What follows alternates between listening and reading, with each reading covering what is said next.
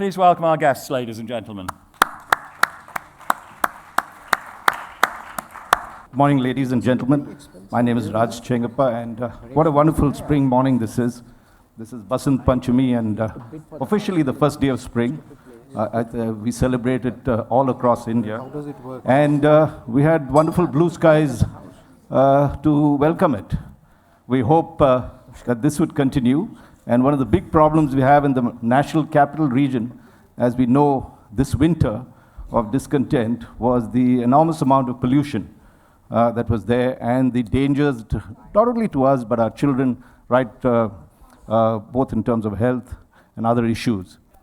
So this session and the next two sessions is critical in terms of how we look at the future.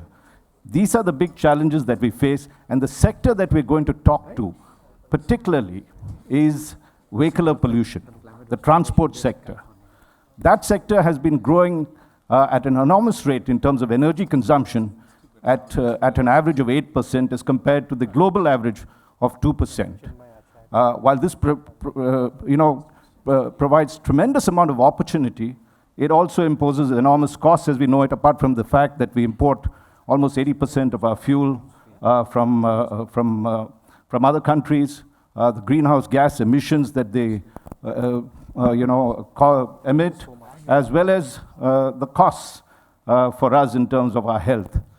And we have here today Mr. Amitabh Kant, the dynamic CEO of Niti Aayog, who has been the prime mover of many of the measures to not only do Make in India, develop the infrastructure as well as tourism, better known for that when he was in the IAS, but also for many of the path-breaking suggestions and initiatives that the Niti Aayog is taking to transform the country. And on the left of me, I'm joined by Ajay Mathur, who everybody knows is the Director General of TERI. And may I request now, Mr. Mathur, to set the entire context for this discussion, 5 minutes, and then we'll have Mr. Amitabh Kant speak, and then we'll have a brief question and answer session. Just to say that it is a very exciting session. Great challenges bring great opportunities, and let's see how we can explore it. Thank you. Thank you very much, Raj. Mr. Kant, delegates. As we look to the future of mobility, we are delighted to have Mr. Amitabh Kant with us. He has spearheaded the thinking on the move towards the future, towards electric mobility, brought together the entire gamut of international stakeholders in the world around a set of discussion papers at the MOVE conference last year. And what I'd like to do is to just push the concept of where we are. We obviously have a huge number of drivers. Whether it is energy security, the petroleum minister talked about reducing imports. Whether it is ambient air quality, which is becoming a huge driver for moving towards cleaner fuels, whether it is the BS6 fuels or whether it's electric transportation. And of course, there are the global challenges of climate change. If we look at the amount of fuel that is used in India, the vast amount is used by the road sector, and therefore it becomes important to address these sectors as we look to the future on issues, whether it is of energy imports or air pollution or decarbonization.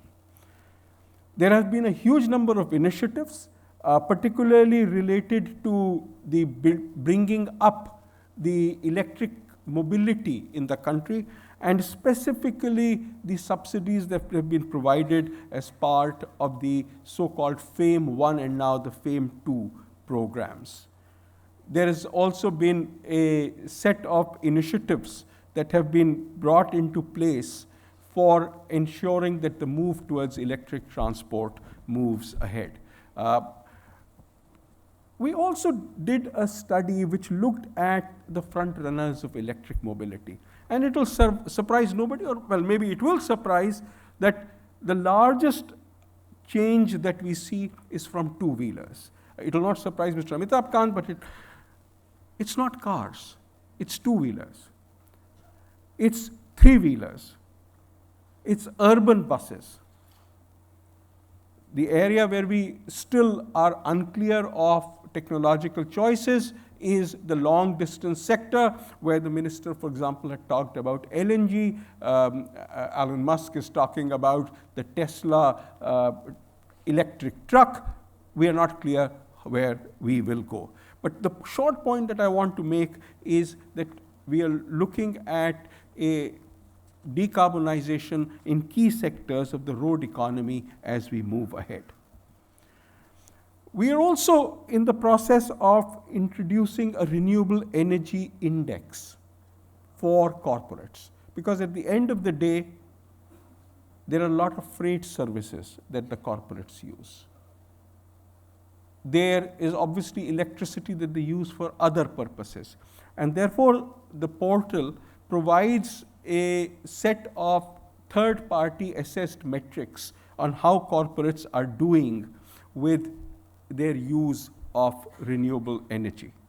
We plan to make this, at least initially, an annual exercise, but hopefully it becomes a rolling exercise as it goes into large-scale use. Through this, we would like to push a transition to 100% green electricity-based entities and put this in a manner that is available, the information is available to all to be able to access it.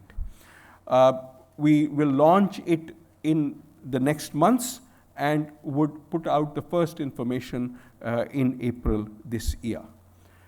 We look forward to broad participation in the mobility transition program and in the renewable energy transition index program.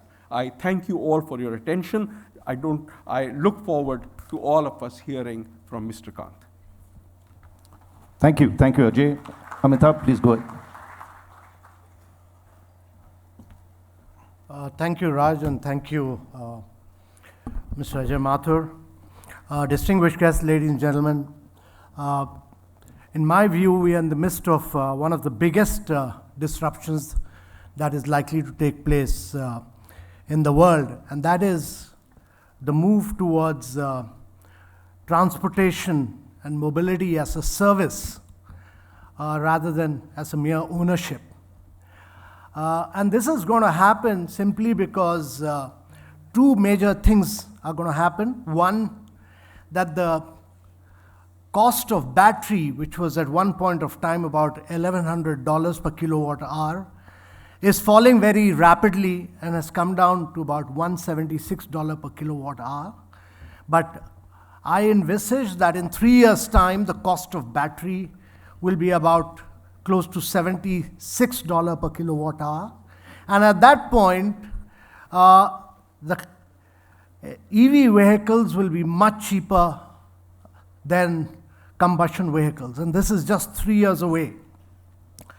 And it's not just the total cost of ownership, but the initial cost of ownership will become cheaper than combustion vehicles. And this would really mean that we would have moved from 2,000 parts in a combustion vehicle to just 20 parts in an EV vehicle. That's number one. Number two, to my mind, the biggest transformation that is going to take place across the world and the biggest disruption that will take place will be in the very rapid fall of storage of battery. And this will be in an extremely decentralized manner, but the cost of storage would have fallen very rapidly in the next decade. And that would imply that much of the power across the world will be not fossil-based power, but would be renewable power, which would be then stored at very cheap cost and would enable all of us to have then moved away towards rooftop solar stored in individual households, which would then be able to charge individual vehicles through the solar in a decentralized manner. So what you are heading for is a decarbonized world, a digitized world, and a very, very decentralized future. And quite often in India, we get into sunset areas of industries. We always get into the sunset areas of industries, and therefore it becomes very difficult to penetrate global markets. But let me tell you, ladies and gentlemen, that this is going to be the sunrise area of industry. And this will be one of the biggest disruptions that will take place. And this will take place simply because, and it's important to understand this, that one, that India's crude oil demand was nearly about 211 million tons in 2019. And out of the total demand, nearly 84% was imported.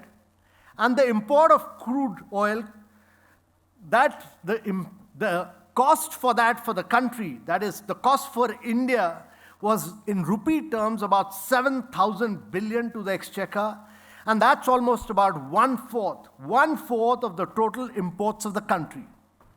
So one-fourth of the total imports of country was the import of crude oil, costing nearly 7,000 billion in rupee terms to the exchequer, and 70% of diesel and almost 99.6% of petrol is consumed by the transport sector. So 70% of the diesel and 99.6% of the petrol is consumed by the transport sector, and therefore, to my mind, it is inevitable that we shift to cleaner sources of energy. And with this disruption, it's important to understand that what will happen as a consequence of this will that there will be a huge shift towards, it's not merely a shift from 2000 to 20 parts, but it will be a shift towards IT, electronics, which will be in vehicles as much as about 50%. And the nature of jobs would change. The nature of jobs would totally change. The ecosystem as a whole, which would grow, and in totality, electronic revolution would be a huge job creator, or there will be a huge automation in all this. And why I'm saying this is, it's important to understand that almost in India today, 80%, we are very different from the rest of the world. You know, the rest of the world, I mean, if you look at the United States of America, almost, they have about close to, the vehicle penetration is very, very high, extremely high. So everybody has about 3 to 4 vehicles. But in India, the vehicle four-wheeler penetration is still very, very low. Very low. But in India, 82% of the vehicles are two-wheelers. And last year, for instance, 82% of the vehicles sold in India were two-wheelers, which can actually be charged at home. And there will be innovative charging models like battery swapping, which would coexist with traditional charging at home, traditional charging at office, besides public charging stations. And with this fall in the cost of battery, even now, today, for instance, the cost of three-wheelers, the initial cost of three-wheelers and the total cost of ownership of three-wheelers is actually cheaper than the combustion vehicle.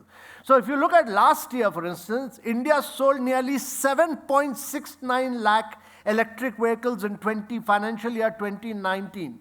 And out of these, nearly 6.3 lakhs were electric three-wheelers. So if nobody is buying combustion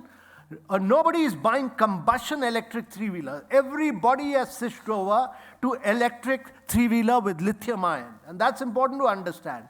And my assessment is that in the next 2 years, the initial cost of two-wheelers will be lower than the initial cost of a two-wheeler combustion vehicle. Sometime back, we had said that actually by 2026, every vehicle, two-wheeler vehicle to be driven in India should be a two-wheeler. The reason for saying that, we were debating this, and the reason for saying that in the Committee of Secretaries was that we should get the size and scale. Because if you do not get the size and scale, in India, the automobile industry accounts for almost 50% of the manufacturing. 50% of the manufacturing is automobile. And out of that 50% of that, imagine the extent of two-wheelers. So if you are not able to, if you lose the manufacturing of automobiles in India, you would have lost almost 40 lakh jobs in India. So therefore, we said, and if you do not get the size and scale, you will constantly remain an importer of vehicles, particularly from China. All along, you will remain an importer of vehicles. So we said that if you want to create size and scale, there are only two ways you can do this. Only two ways you can do this. Either you play around with CAFE norms and push the norms higher, and you say that polluter must pay, and therefore, because the consumers are suffering, the polluter must pay and keep enhancing the CAFE norms. Or secondly, you say that by such and such date, mandatorily you say that you want to improve the quality of life of the citizens of Delhi, and therefore the Delhi roads must be all two-wheelers. When we said this, this was a tentative discussion, but when it came out, the industry started revolting. I mean, they said that this is not feasible, this is not possible, this is not doable.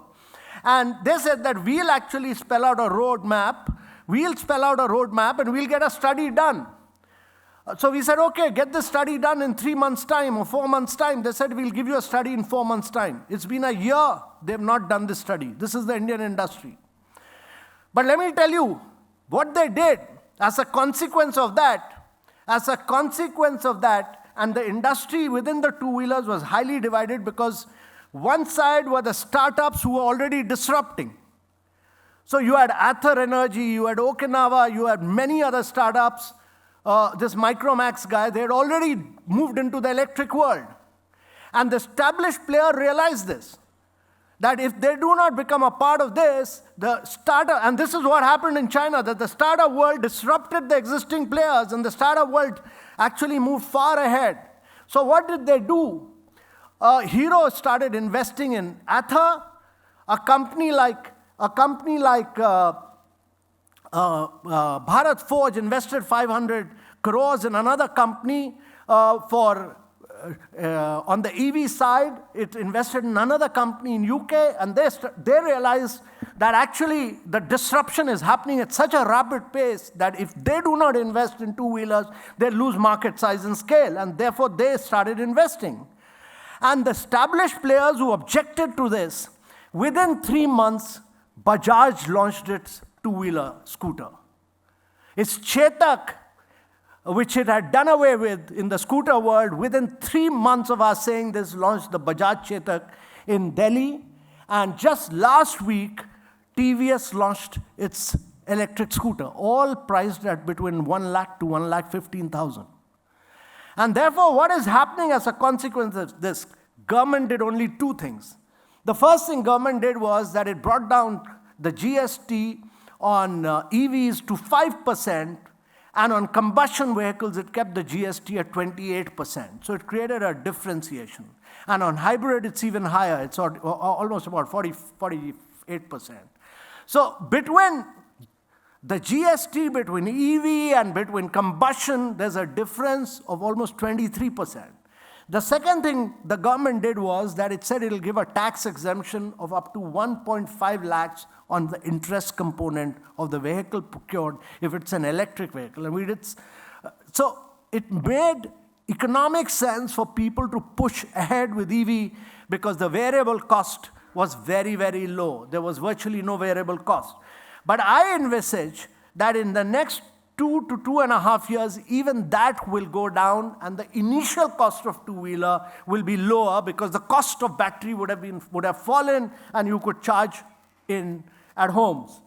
But the challenge really for me in Indian context, and this is very important, is that as you move towards a shared, connected, and a zero-emission world, it'll be a shared, connected, and a zero-emission world. It's very important as the cost of battery falls that we charge the battery with clean power and not fossil power. And this is really the challenge for India. And this challenge for India is really about pushing battery storage. If there's a huge opportunity for India because to get the size and scale, and that is what we are pushing for, is that the initial bit of battery storage, and this is going to be the most disruptive thing in the world, that India must create size and scale of battery storage to enable cost of battery to fall in India. And India has the basic demand for this because as several studies, including one by JP Morgan, show that the world of mobility has already been saturated in America. It's already been saturated in Europe. It's been saturated because the process of urbanization in America, when America urbanized, land, gas, and water were cheaply available. And because they were cheaply available, America actually made, you could live in New Jersey, guzzle gas. They created big, big limousines. You could guzzle gas and travel to New York City. They created cities like Atlanta, where 99.8% of the people travel only by cars and only by limousines. Nobody cycles, nobody walks, nobody goes by public transportation. So the American cities were designed for cars and not for people. And the American cities were the biggest guzzlers of gas. And therefore, when India's process of urbanization has just begun, the process of urbanization has ended across America, it's ended across Europe, it's nearing its completion in China, in India has just begun. And we will now do more urbanization in the next 5 decades than what we've done in the last 5,000 years. And therefore, as we start our urbanization, it's very, very important that we do innovative and sustainable urbanization, and it's on the back of public transportation. Not on the back of four-wheelers, but on the back of public transportation. And the key is to embed your cities with public transportation. And the best form of public transportation is our buses, because they are cheap. And cities like Curitiba established that it's possible to build an urban form, compact, dense urban form, where you can get a bus within 2 minutes of walking. Every individual can get a bus in 2 minutes. And therefore, the challenge for India will be not about two-wheelers, not about three-wheelers, but it'll be that how do you transit away from four-wheelers into public mode of transportation. And in the coming years, the challenge will be how do you do public transportation within city and from city to city, and how do you transport your goods from city to city. And there the challenge really is about pushing for CNG within city and LNG from city to city, and in the long run, push for hydrogen as a fuel over a period of time. And to my mind, the ultimate solution is not lithium ion, but in the long term, the solution may be hydrogen, especially for public transportation. And therefore, the challenge is really about public transportation. I have no doubt in my mind that the initial cost of ownership of three-wheelers has become cheaper. 2 years' time, two-wheelers will become cheaper. But India's urbanization process must push for public transportation. And that must be based initially on CNG within cities and within LNG, largely LNG from city to city and for public transportation. And therefore, we are pushing through FAME 2. What is FAME 2? FAME 2, what are we saying? That we should push for public transportation. We are not supporting individual cars. We are supporting a large number of electric buses to municipalities in 64 cities. We are ensuring that India pushes for public transportation in a big way. And over a period of time, we envisage that many of these cities will actually absorb public transportation, which is which will push for sharing, which will push for connected, and which will push for a zero-emission world of the future. So, ladies and gentlemen, my view is that India is in the midst of one of the biggest disruptions that is going to take place, whether we like it or not. Quite often, intellectuals, academicians, civil servants, and the industry is not able to discern the trend.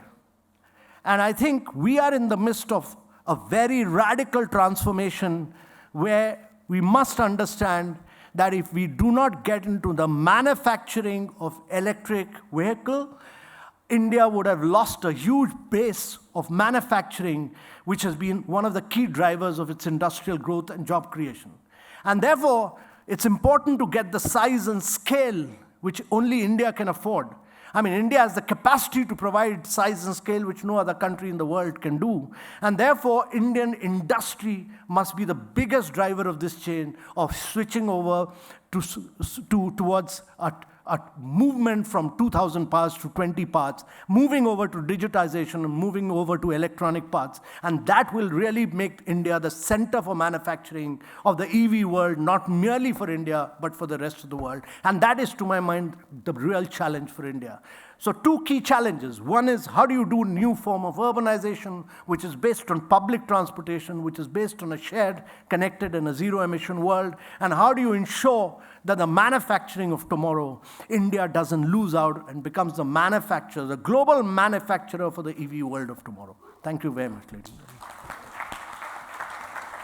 Thank you, Amitabh.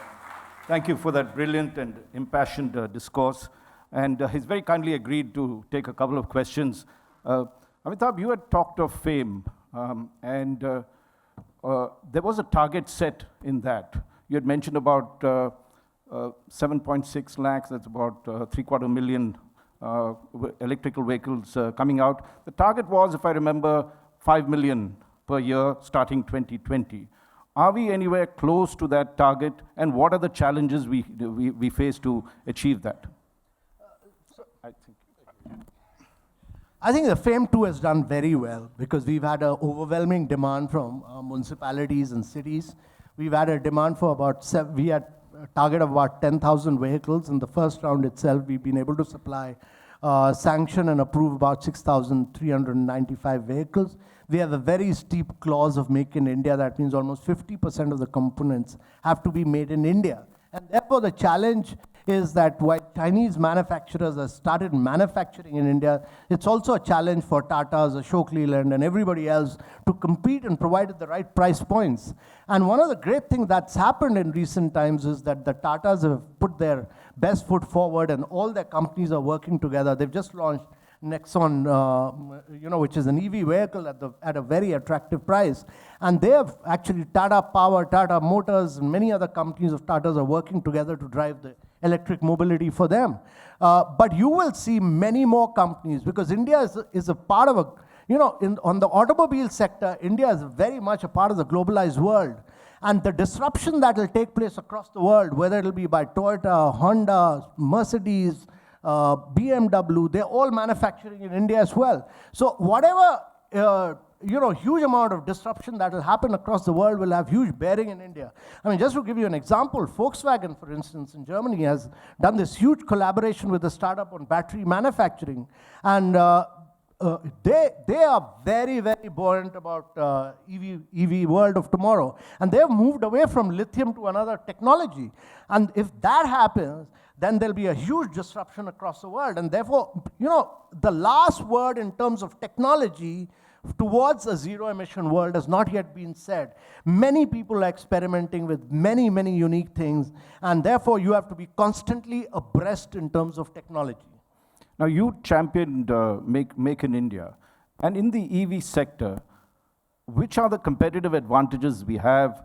Are we still importing a lot of the batteries as well as the storage capacity? What is the extent of R&D we are doing ourselves that will make us, as the promise of FAME was, leaders in the world of EV? See, the biggest advantage India has is that, many studies have recently said this, that till 2042, India will be the key driver of the shared and connected world, simply because your usage per vehicle is so low. Is so low as compared to the absorption capacity, the level of destruction in the United States of America. They've already reached 980 cars per 1,000 people. So you've utilized your capacity. The level of destruction of moving away from combustion to EV will be very high in the United States of America and in Europe. China's pushed this with a state-mandated manner, but in India's case, it's your usage per car is just about 24 per 1,000. So your transition will be far more easier and far more smoother, and the future can all be electric. And therefore, as you move towards when you transit towards two-wheelers or towards public mobility, in fact, you can bypass the whole thing and move towards public mobility in a very big way, and that should be really our strategy, because your process of urbanization has just begun.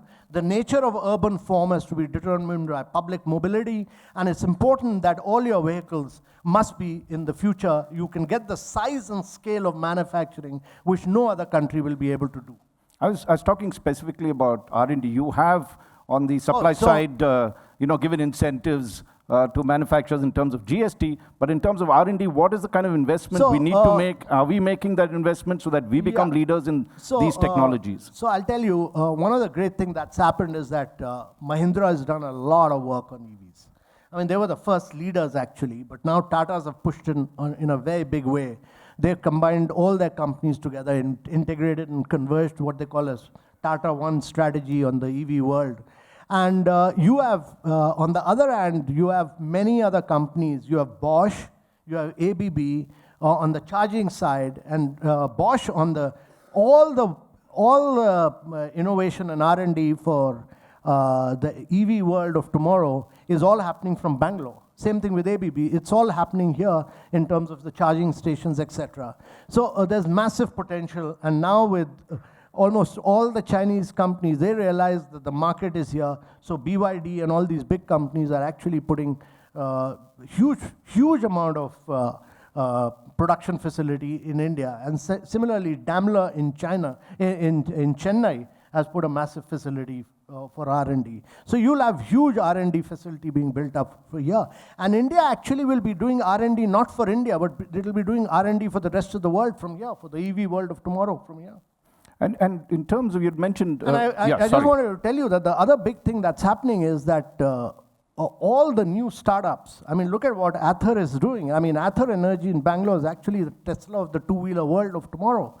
I mean, in Bangalore, it is, and these are young boys who just graduated out of IIT Chennai. So these are, or Okinawa, or all these guys, these are all young guys who are disrupting in a manner which the world has never seen before in two-wheelers and three-wheelers.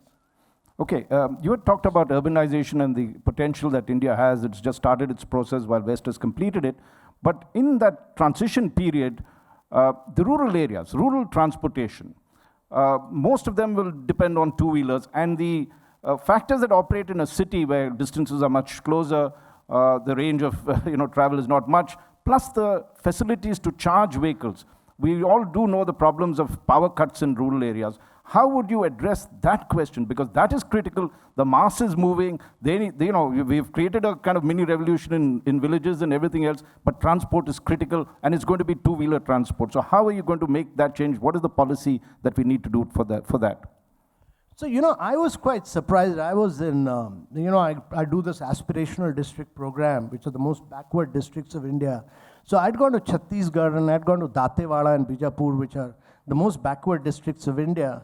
But you go to Datewada, you'll find over 150 self-help groups of women driving electric auto three-wheelers. I mean, the whole of that district is run in electric three-wheelers. Mr. Mathur and you sitting in Delhi in India International Center do not realize this, but there's a huge revolution and disruption that has happened in the most backward district of India. And I think it's important to understand this, that, each one of these districts is getting penetrated now by three-wheeler because the cost of it is cheaper than the combustion three-wheeler. That is what India has done because of its size and scale. But the important thing is that if you want this to spread, it's important that we push for rooftop solar. And one component of our renewable energy program, we've succeeded in large-scale transmission, grid, many other things, but we've not succeeded in solar rooftop. And that is really the key to my mind. Solar rooftop and our ability to store at household levels, battery storage at household level, that will enable you to charge with clean power. Because discoms are not buying excess power from rooftop and then putting it back because of commercial reasons. And therefore, the challenge really is to ensure that we are able to do a huge amount of technological and R&D disruption in storage of rooftop solar. The minute that happens, every Indian household across rural areas will have rooftop solar, storage, two-wheelers and three-wheelers, all charged with clean power. And that is really the challenge for India. There's no point doing two-wheeler, three-wheeler if you continue to charge it with fossil power. You need clean power. And that, to my mind, the challenge for that is to really bring down the cost of storage in India. And that's my final question. Since we had the petroleum minister speak to us earlier, and you just talked about rural solar panels, the transition period, right now we are rating the fact that we import 80% of our fuel, and majority of that is non-renewable fuel. The transition to renewable fuel, the critical point is that's when it's going to become cost effective. Right now we are still using a large amount of non-renewable fuel. When do you see that point happening? The fact that we shouldn't be depending on thermal stations to generate electricity. In some senses, we are then transferring our GSGs from urban transport to electricity generation.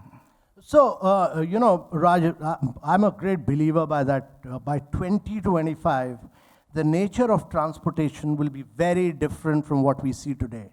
I mean, we would have moved over to a shared, connected, and EV world of tomorrow by 2025.